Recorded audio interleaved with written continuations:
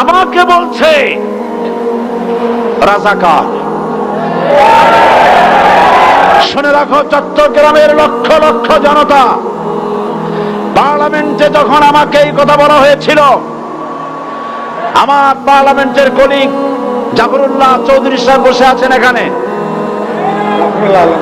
হ্যাঁ, জাফরুল ইসলাম চৌধুরী বসে আছেন পাশে, প্রধানমন্ত্রী সুদ্ধা, অন্তত 3 শতাধিক পার্লামেন্টের সম্মানিত সদস্যরা সেদিন বসা।